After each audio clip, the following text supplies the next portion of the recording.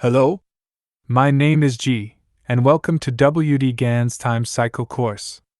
The methods used by W.D Gann to achieve his stunning success in trading fall into two categories. 1. Planetary time cycles. If you are not familiar with these cycles, watch the previous two videos of the channel. 2. The law of vibration, which is abbreviated as LOV. But what does LOV mean? LOV in the simplest definition is a cycle that works only with numbers and has nothing to do with the longitude of the planets. As we know, all parts of existence have a special vibration. The meaning of vibration is the same concept used in music. As a moving object, the market also vibrates. But the main question here is, how Mr. Gann uses the law of vibration in the market. In the Pythagorean concept of the music of the spheres, the interval between the Earth and the sphere of the fixed stars was considered to be a diapason, the most perfect harmonic interval. The allowing arrangement is most generally accepted for the musical intervals of the planets between the Earth and the sphere of the fixed stars. From the sphere of the Earth to the sphere of the Moon, 1 tone; from the sphere of the Moon to that of Mercury, 1/2 tone; from Mercury to Venus, 1/2; from Venus to the Sun, 1 1/2 tones; from the Sun to Mars, 1 tone; from Mars to Jupiter, 1/2 tone; from Jupiter to Saturn, 1/2 tone; from Saturn to the fixed stars, 1/2 tone.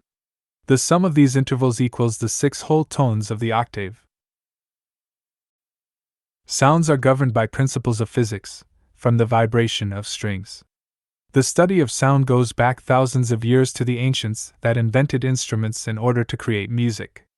Vibrations are small oscillation disturbances of the particles in a given body, such as water or a string.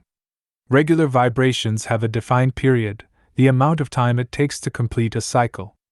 The note sounded when any key is depressed is said to possess a certain pitch. This related to the principal frequency of vibration of the string associated with that particular key. Frequency is the number of occurrences of a repeating event per unit of time. Frequency is measured in Hertz, which is equal to 1 event per second.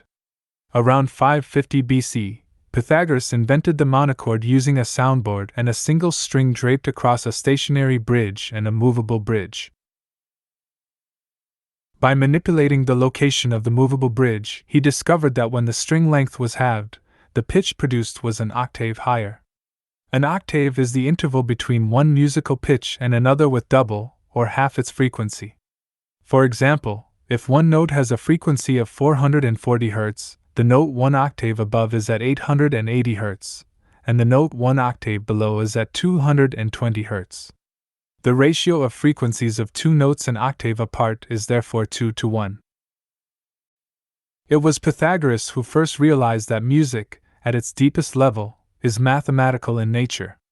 He saw that a musical scale derives from the mapping of certain proportions onto the indefinite continuum of musical pitch. Thus, as observed above, the eighth of a rising succession of notes in any major or minor scale will be found to have exactly twice the frequency of the first, and, sounded together, they are said to be in unison.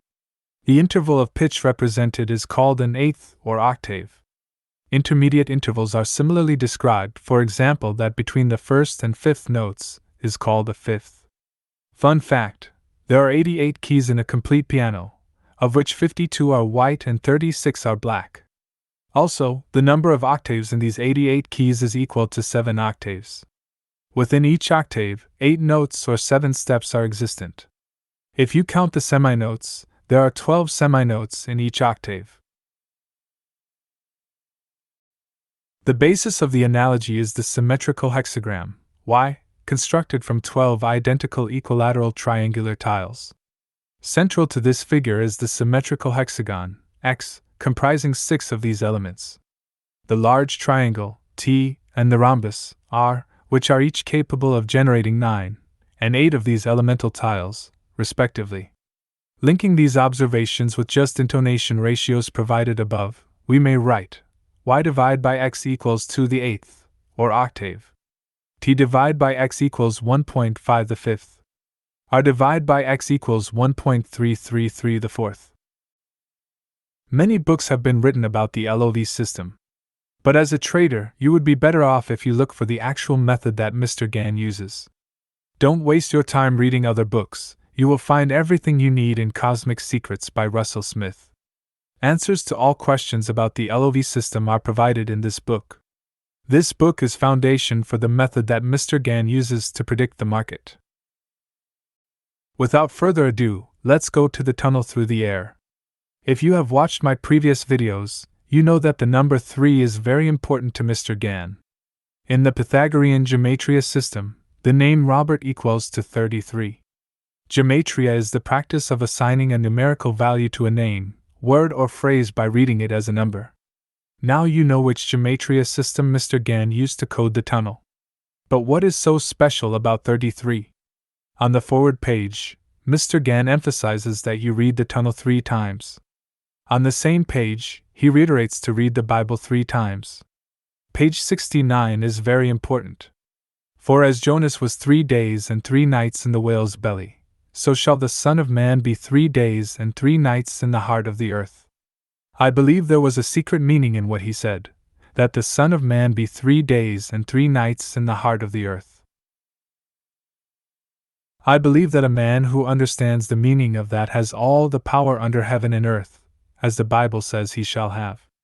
I believe that that is the key to the interpretation of the future.